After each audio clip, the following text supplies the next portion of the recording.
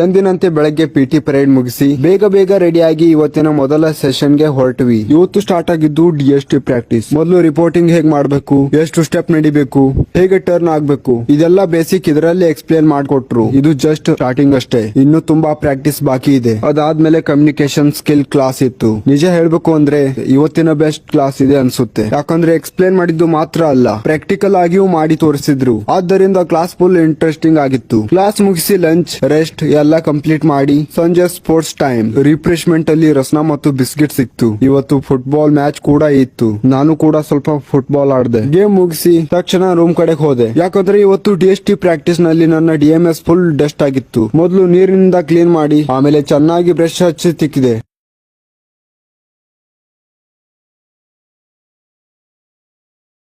Room ಗೆ ಹೋಗಿ polish ಮಾಡೋಕೆ ಸ್ಟಾರ್ಟ್ ಮಾಡಿದೆ. ಇದು ನೋಡಿ ಫೈನಲ್ ಲುಕ್. ಅಷ್ಟರಲ್ಲಿ ಸರ್ ಇನ್ಸ್ಪೆಕ್ಷನ್ ಗೆ ಬಂದ್ರು. ಪಾಲಿಶ್ ಆಗಿದೆಯಾ ಅಂತ ಚೆಕ್ ಮಾಡ್ತಾ ಇದ್ರು. ಸರ್ ಸ್ವಲ್ಪ ಸ್ಟ್ರಿಕ್ಟ್ ಆಗಿ ಮಾತನಾಡಿದ ತಕ್ಷಣ ಇವರೆಲ್ಲರೂ ಸಡನ್ ಆಗಿ DMS ಪಾಲಿಶ್ ಮಾಡೋಕೆ ಸ್ಟಾರ್ಟ್ ಮಾಡಿದ್ರು. ಆಮೇಲೆ ರೂಮ್ ಅಲ್ಲಿ ಫುಲ್ ಕಾಮಿಡಿ. ಒಬ್ರು ಪಾಲಿಶ್ ಮಾಡ್ತಾ ಇದ್ರೆ ಇನ್ನೊಬ್ರು ಅಡ್ವೈಸ್ ಕೊಡ್ತಾ ಇದ್ರು. Tambah istri palle pa, pallo.